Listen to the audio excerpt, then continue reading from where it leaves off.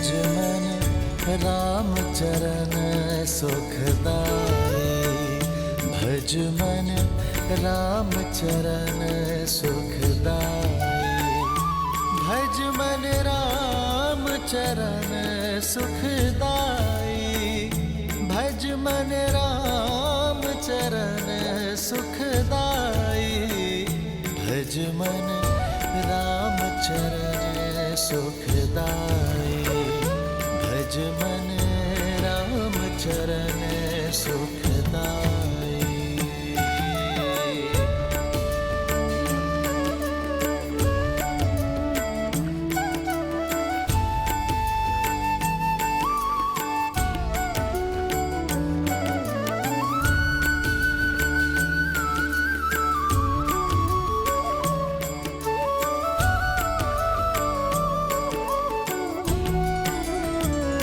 भज मन राम चरण सुखदाई, भज मन राम चरण सुखदाई।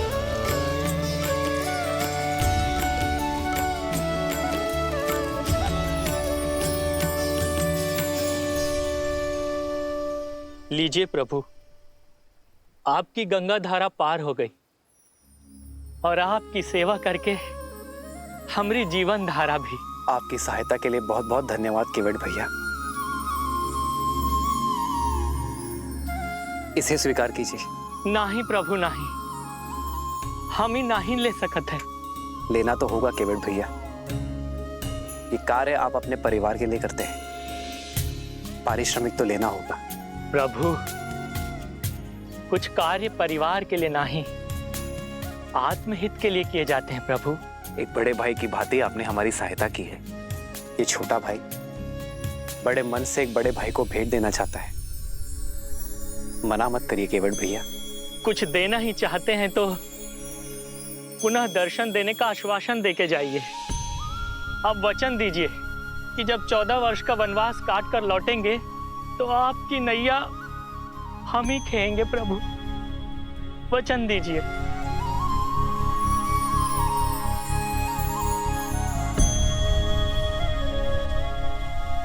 महादेव ने चाहा तो यही होगा।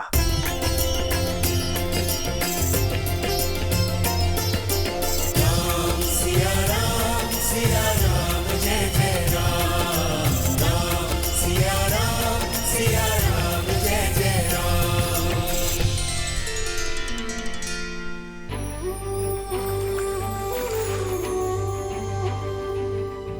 हे गंगा मैया, आप पावन पतित हो, हमें इतनी शक्ति और आशीष देना कि हम अपने धर्म मार्ग से कभी पतित ना हो। हमारा मार्ग और हमारा लक्ष्य सदा पावन रहे।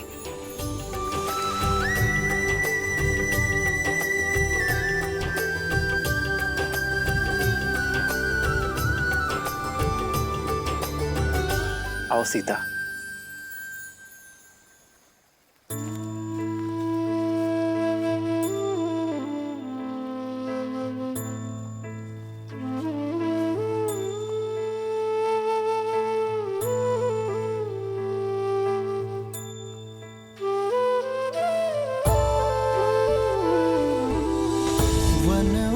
वन का भ्रमण कराते, गंगा का जल पान कराते, नियति कैसी सीते कैसी विपदा लाई, नियति कैसी विपदा लाई। राम सिया राम जय जय राम, राम सिया राम जय जय राम, राम सिया राम जय जय राम, राम सिया राम जय जय राम, राम सिया राम जय जय राम, राम सिया राम जय जय राम। राम सियावन पग पग पग फिरते लक्ष्मण हर क्षण सेवा करते, कष्टन सहते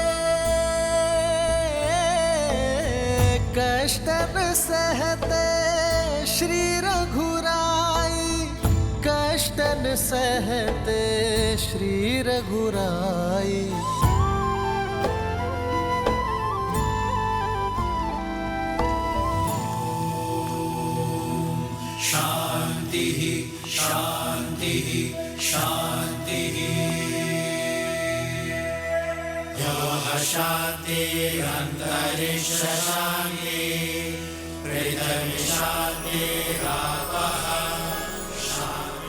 प्रणाम। आप लोग कौन हैं? महाराज दशरथ का पुत्र राम। कुमार राम? नहीं, सन्यासी राम। ऋषि भारद्वाज की दर्शन अभिलाषा से आया हूं। स्वाहा। हाँ कीजिए गुरुदेव, कुमार राम आए हैं।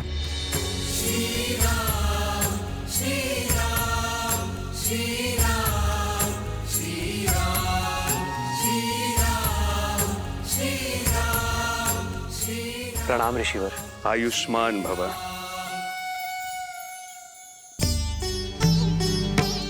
आपकी ही प्रतीक्षा थी दशरथ नंदन। आइए, आपका स्वागत है। नीति बड़ी क्रूर है। विश्वास नहीं होता कि मेरे परम मित्र, धर्म के अनुयायी महाराज दशरथ के हाथों इतना बड़ा अन्याय हो गया। पिताश्री ने कोई अन्याय नहीं किया ऋषिवर। मेरी ही इच्छा थी कि रघुकुल की मर्यादा के साथ न्याय हो। मेरी ही अभिलाषा थी कि आप जैसे परम संतों के दर्शन का सौभाग्य मिले। स्थित प्रज्ञ हो तुम राम। तुम्हारा यही गुण तुम्हें विशेष बनाता है। अशुभ में भी शुभ ढूंढ लेते हो। तुम्हारा ये धैर्य, ये संयम शब्दों से परे है। कहो राम, धर्म की इस यात्रा में मैं क्या योगदान दे सकता हूं? अपना मार्गदर्शन देकर ऋषिवर। आप वन वनस्पति और वन जीवन के ज्ञाता हैं। हमें एक ऐसा स्थान बताइए जहां हम 14 वर्षों का वनवास काट सके। कहीं और क्यों जाना राम? चाहो तो 14 वर्ष का वनवास यहां बिता सकते हो। इस कृपा के लिए आभार, किंतु आपकी सेवा करने का सुअवसर मेरे भाग्य में नहीं है। ऐसा क्यों राम? प्रयाग की ये पावन धरा तो सोए भाग्य को भी खोल देती है। निसंदेह ये स्थान अलौकिक है, पावन है, किंतु अयोध्या के निकट है। यदि अयोध्या वासियों को हमारे यहां रहने की भनक लग जाए तो वो हमसे मिले बिना नहीं रह पाएंगे ऋषिवर, और इससे आपके आश्रम की शांति भी भंग होगी और मेरा उद्देश्य भी पूर्ण नहीं हो पाएगा। इसलिए आप हमें एक ऐसा स्थान बताएं जहां एकांत का संतोष मिले और ऋषियों की सेवा का सुख भी।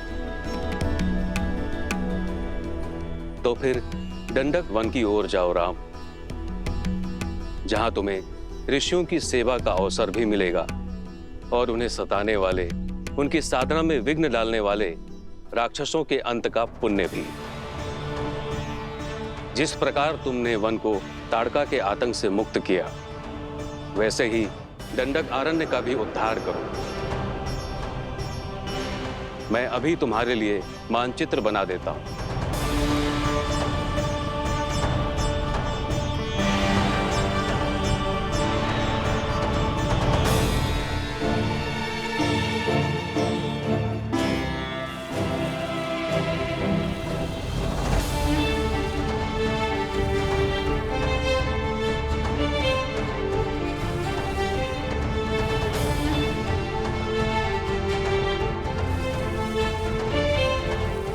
ये है प्रयाग, जहां पर हम अभी हैं। यहां से यमुना पार कर धारा के साथ दक्षिण पश्चिम की दिशा की ओर बढ़ोगे, जब तक नागरोदा वृक्ष तक पहुंच ना जाओ। वृक्ष की परिक्रमा करने के बाद तुम बाईं ओर जाना। फिर 2 पहर चलने के बाद तुम्हें ये नीला सरोवर दिखाई देगा। यहीं से फिर दक्षिण पश्चिम दिशा में कुछ कोस चलने के बाद तुम पहुंच जाओगे चित्रकूट, दंडक अरण्य का प्रवेश द्वार, जो यहां से 30 कोस दूर है। वहां तुम्हें केवल वानर और वन्य जीव मिलेंगे, कोई मनुष्य नहीं मिलेगा वहां। राम, तुम्हें अपने वनवास का आरंभ वहीं से करना चाहिए, क्योंकि वहां एक और महान उद्देश्य तुम्हारी प्रतीक्षा कर रहा है। राम,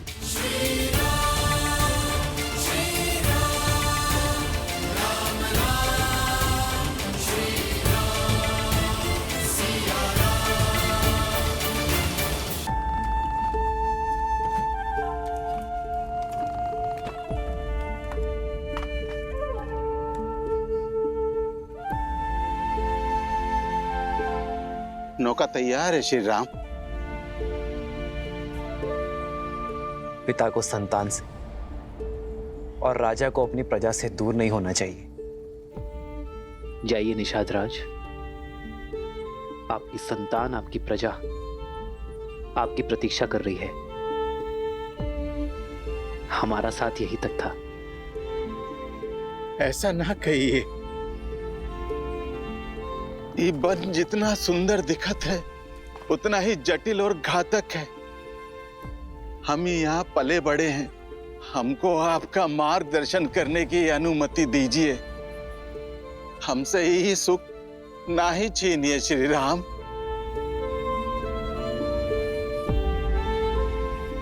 आशा का टूटना कई बार आवश्यक होता है निषाद राज। जब आशा का बीज फूटता है, टूटता है,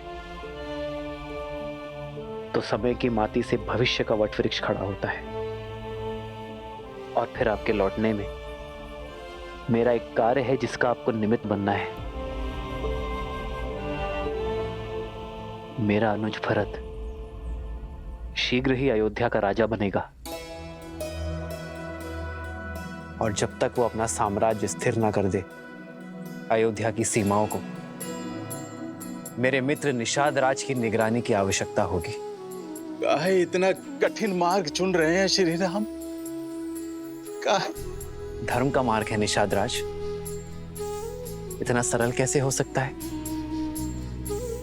जिस प्रकार भट्टी में लोहा तपकर और दृढ़ बनता है और सोना कुंदन, वैसे ही कठिनाइयां एक पुरुष को पुरुषोत्तम बनाती हैं। जाइए, अपना धर्म निभाइए, अपनी प्रजा की सेवा कीजिए। और हां, हमारे मार्ग के बारे में किसी से कुछ मत कहिएगा, किसी को हमारे पीछे मत आने दीजिएगा। जैसी आज्ञा श्री राम। ये गुहा ना कोनो को आपके समीप आने देगा और ना आपकी अयोध्या के अपने प्राण देकर भी अपना वचन निभाएगा।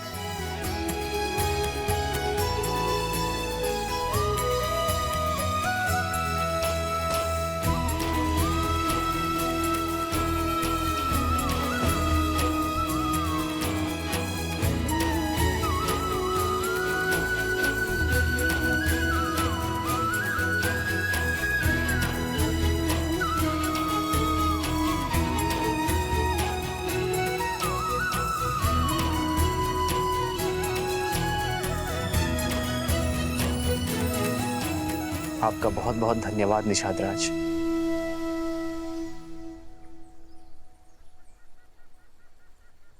आओ सीता।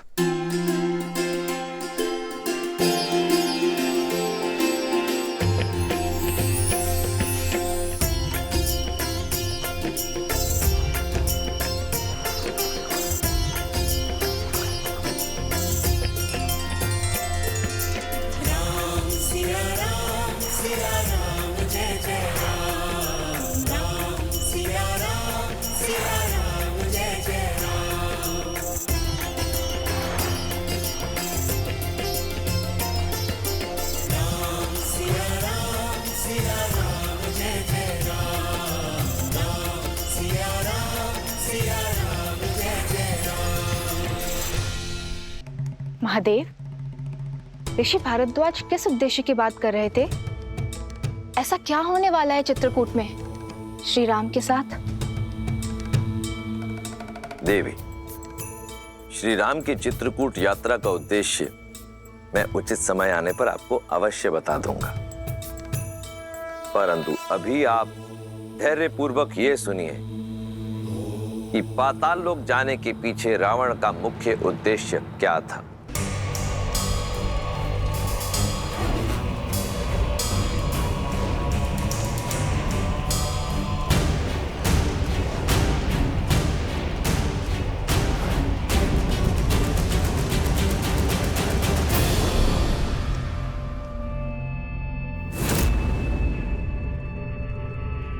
हम दक्षिण की तरफ से आक्रमण करेंगे। एकदम चुप कर।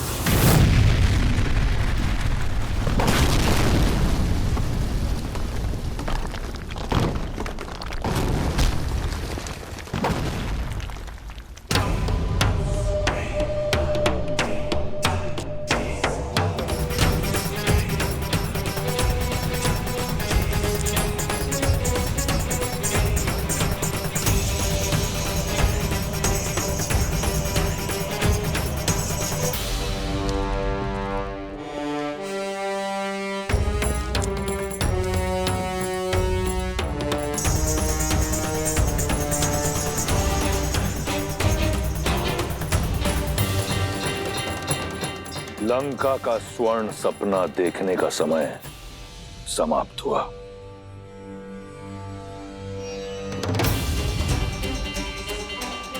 मार डालो इन सबको।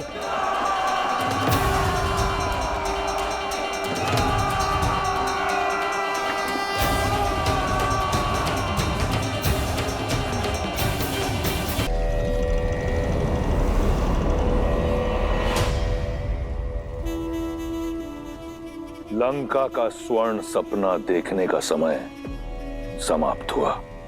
मार डालो इन सबको।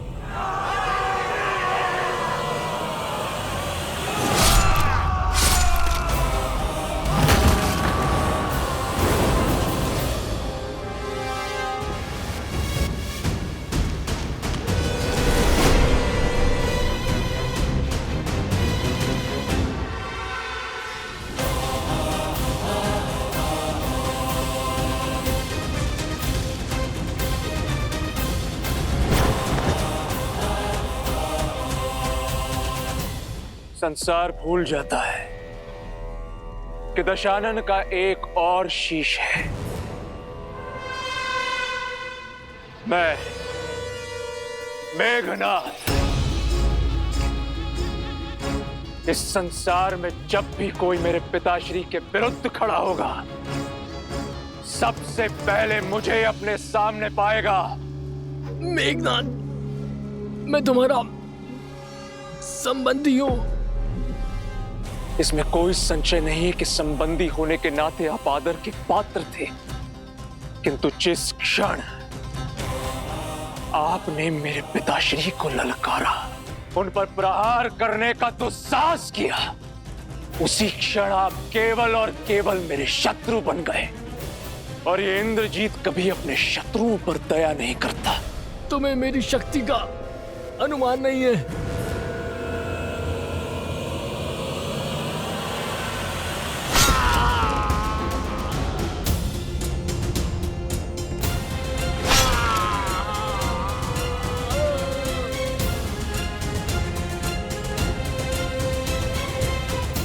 शक्ति का अनुमान भी है, और तुम्हें किस तरह अपने पिताश्री के चरणों में लाना है उसका ज्ञान भी है।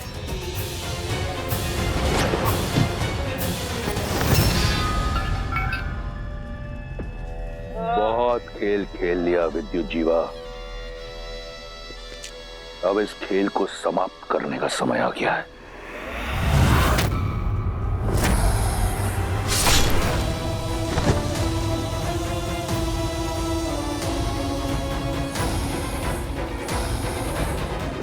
हम जो चाहते थे वो हमने पा लिया पिताश्री।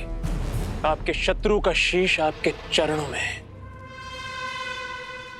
अब लंका चलें। लंका लौटने की इतनी शीघ्रता क्यों मेघनाथ? अपने विजय का उत्सव तो मना ले। जिस लंका की आन के लिए यह प्रयास किया, उसके लिए नागलोक से कुछ उपहार तो एकत्रित कर लें। सैनिकों, नागलोक पर छा जाओ, कोना कोना छानो, नागमणि, आभूषण, जो भी मूल्यवान वस्तु मिले छीन लो, लूट लो।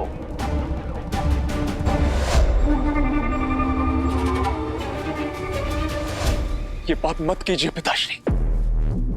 नागमणि में नागों के प्राण, उनकी शक्ति बसती है। इसमें कोई पाप नहीं।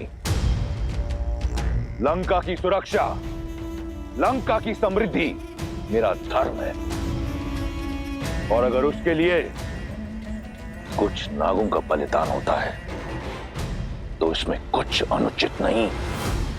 नहीं पिताश्री, नहीं। सुलोचना भी इसी लोक से है। इस नाते नाग हमारे संबंधी हुए और हम उनके अतिथि हैं। ये नागलोक में लूटपाट करना अतिथि धर्म के विरुद्ध है पिताश्री। अपने ससुराल से जमाई का भेंट लेना किसी मर्यादा के विरुद्ध नहीं। समझने का प्रयास कीजिए। मैंने तुम्हें यहां अपनी इच्छा की पूर्ति के लिए बुलाया। तुम्हें मुझसे प्रश्न करने की अनुमति नहीं। जैसा कहता हूं वैसा करो। जाओ। जो आज्ञा पिताश्री।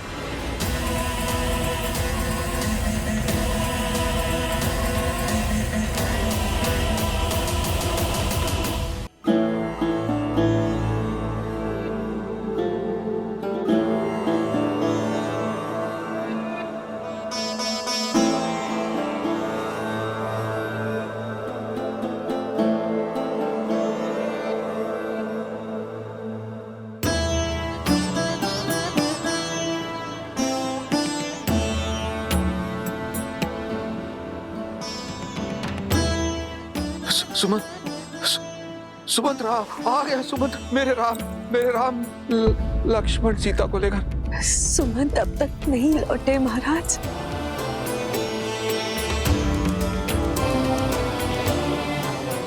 अर्थात अभी तक नहीं लौटे तो वो राम और सीता को लेकर ही आएंगे वापस।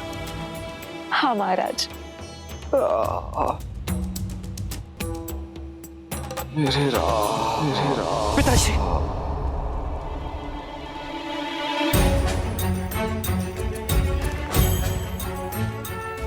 क्या हुआ भैया? सब ठीक तो है?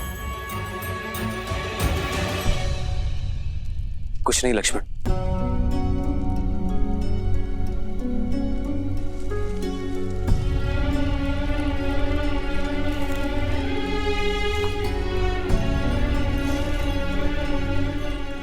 भाई को कुछ नहीं बताया कि उसे चिंता होगी, पर बाहर से तो अपनी मन की पीड़ा बांट सकते हैं ना आर्य। एक स्वप्न ने मुझे विचलित कर दिया सीता। ऐसा लगा जैसे पिताश्री मुझे पुकार रहे हैं। जानती हो सीता, आज तक किसी भी प्रकार के भय को मैंने अपने समीप नहीं आने दिया, किंतु न जाने क्यों पिताश्री को स्मरण करके वही भय मेरे हृदय को जकड़ रहा है। ऐसा अनुभव होता है जैसे अयोध्या पर संकट के घने बादल मंडरा रहे हैं। आप एक सत्य को निभाने आए हैं आर्य। स्वप्न से विचलित हो गए तो अपना उद्देश्य कैसे पूरा करेंगे? अयोध्या में सब शुभ होगा। आप विश्राम कीजिए, क्योंकि यदि पुत्र विचलित होता है तो माता पिता अवश्य दुखी हो जाते हैं आर्य।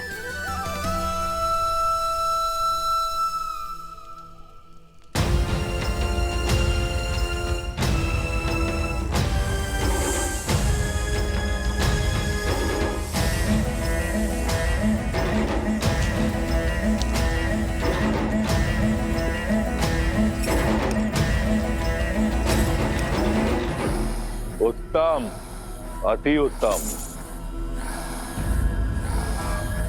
इसे लंका ले जाने की तैयारी करो। जो आज्ञा पिताश्री। तुम्हारे पिता की आज्ञा ही तुम्हारे नाश का कारण होगी।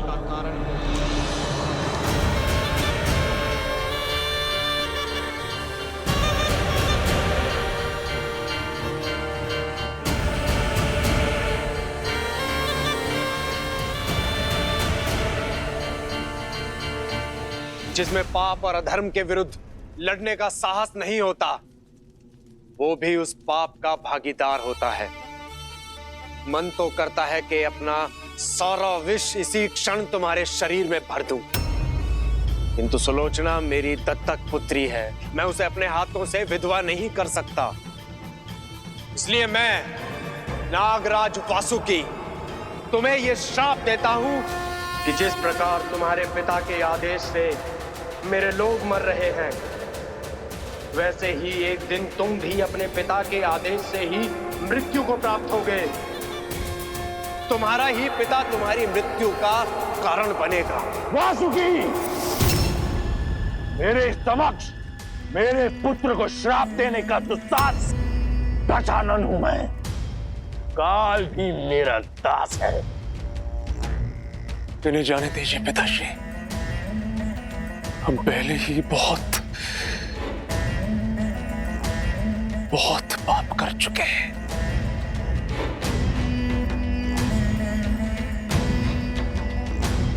ये मेरी आपसे विनती है पिताश्री।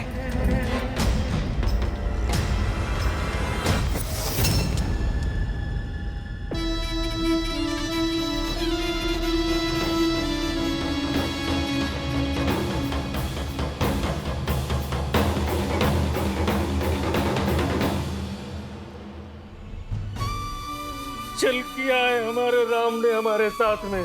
चल तो हमारी नेत्रों ने किया है हमारे साथ। 2 घड़ी निद्रा क्या लगी, हमारे राजा राम हमसे बिछड़ गए। हमारे जीवन को सुगम बनाने के लिए हमारे प्रभु श्री राम उस दुर्गम मार्ग में स्वयं ही चल पड़े हैं। हमारे राम हमें छोड़कर चले गए, इतने निष्ठुर कैसे हो सकते हैं।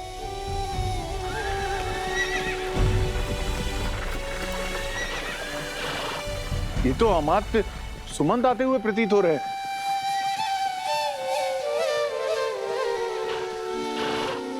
हमारे प्रभु लौट रहे हैं।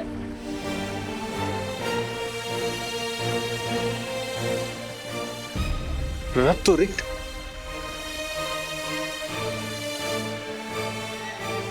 रथ पे तो केवल अमात्य हैं, हमारे राजा राम नहीं है।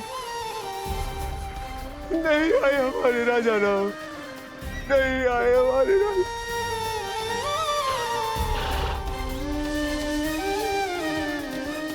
आओ आओ कैकई, आओ।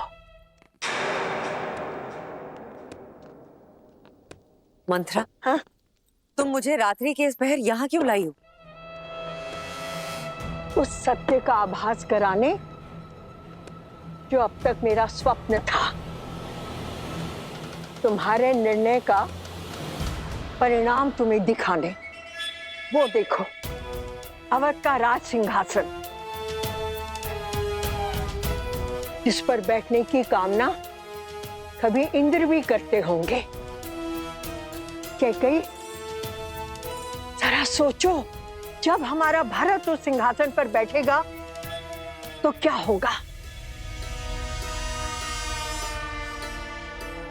कितनी प्रसन्न होंगी तुम, कितना गर्व होगा तुम्हें। कैकई, तुम अपने कक्ष में अकेली बैठी कुटती रहती हो, ग्लानि में डूबी रहती हो, राम को वन भेजने के निर्णय पर संदेह करती हो। नहीं कैकई, नहीं, तुमने जो किया बिल्कुल सही किया, और भरत को अवध का नरेश बनाने में जो हो सकता है करो। अपने स्वप्न को संजोवो कैकई, अपने स्वप्न को संजोवो।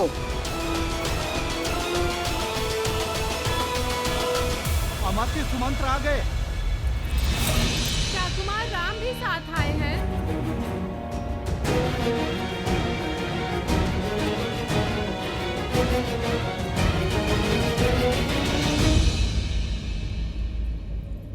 अरे चल।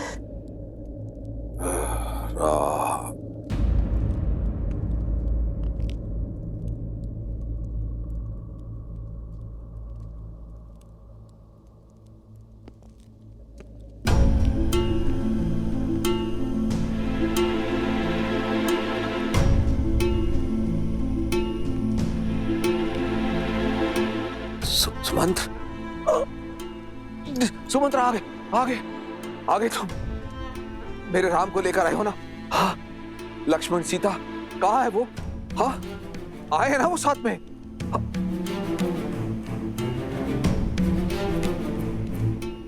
इस शुभ अवसर पर आप लोगों की आंखों में अश्रु? सुमंत्र अवश्य ही मेरे राम को लेकर आया है। उसने आज तक मेरे आदेश की अवहेलना नहीं की है।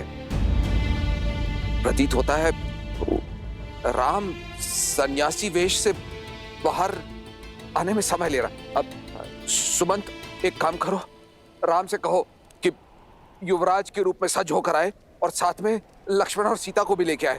मैं उनसे मिलने को आतुर हूं। जाओ जाओ जाओ, लेकर आओ उन्हें। खड़े क्यों हो? सुमंत्र, जाओ ना, उनको लेकर क्यों नहीं आ रहे हो तुम? सुमंत्र, वो आए हैं ना सुमंत्र?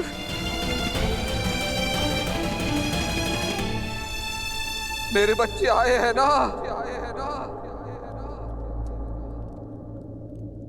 सुमंत्र, चुप क्यों हो? कहां है वो तीनों?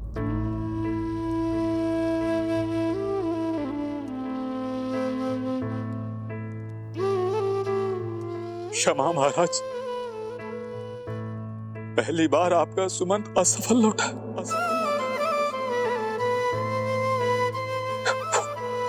वो नहीं आए।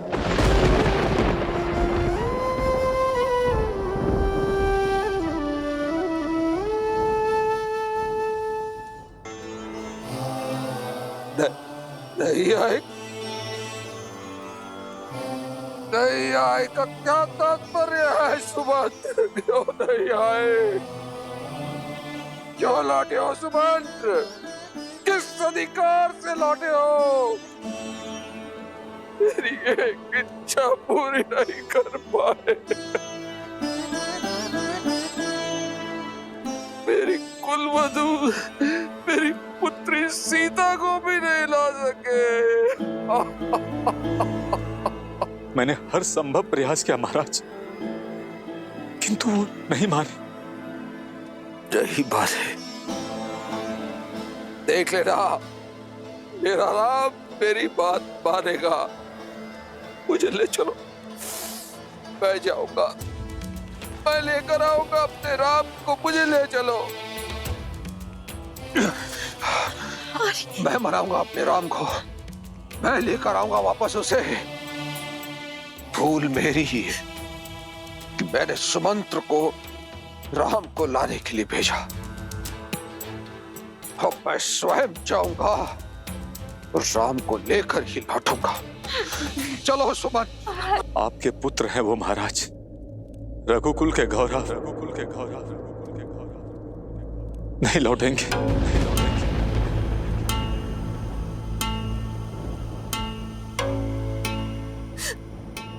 नहीं लौटेंगे। उनके गंगा पार करने के पश्चात मैं वहीं तट पर उनके लौटने की प्रतीक्षा कर रहा था।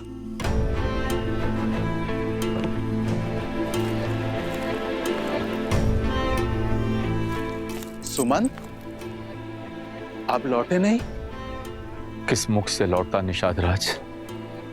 अपने महाराज को निराश किया है मैंने। उनके राम को उन्हें नहीं सौंप पाया। उनकी अंतिम आशा था मैं। लौटना तो मैं भी नहीं चाहता था, किंतु श्री राम ने समझाया कि हमें अपना कर्म पथ, अपनी यात्रा स्वयं पूरी करनी होती है। आप लौटिए और महाराज दशरथ से वही कहिए जो श्री राम ने मुझसे कहा। हाँ, क्या कहा मेरे राम ने? बोलो ना, क्या कहा राम ने? उन्होंने कहा कि कई बार आशा टूटनी आवश्यक होती है निषाद राज। एक बड़ी आशा के लिए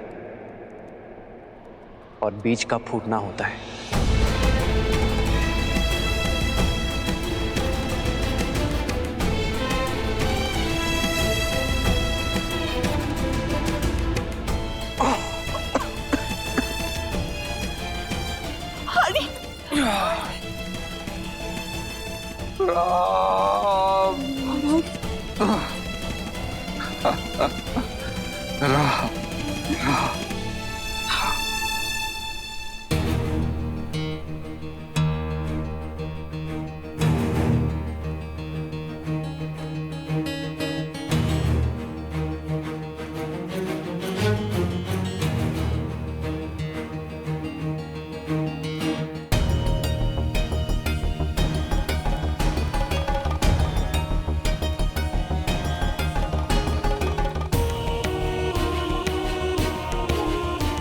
कौशल्या,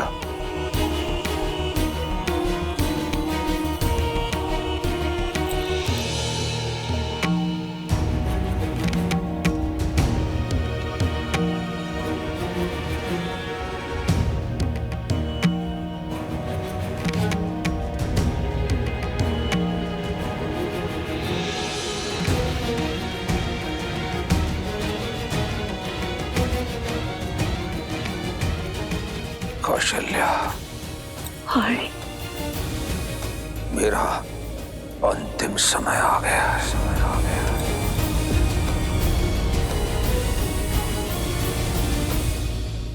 को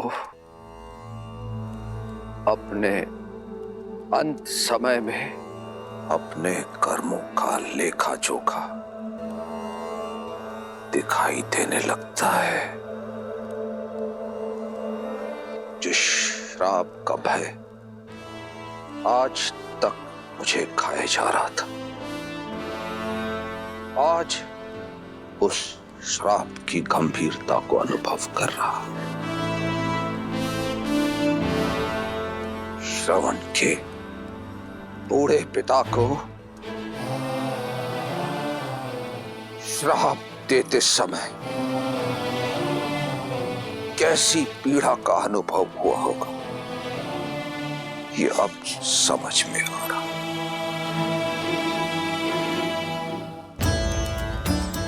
दृष्टिहीन माता पिता से उनके पुत्र को छीना है मैंने, और आज न मेरे पास दृष्टि है और ना ही मेरे पुत्र।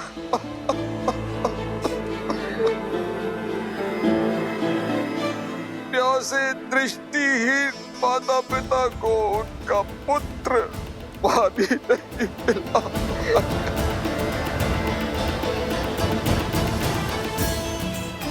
मेरे चार पुत्र हैं, किंतु कोई भी मेरे समीप नहीं है जो मुझे गंगा जल पिला पाए।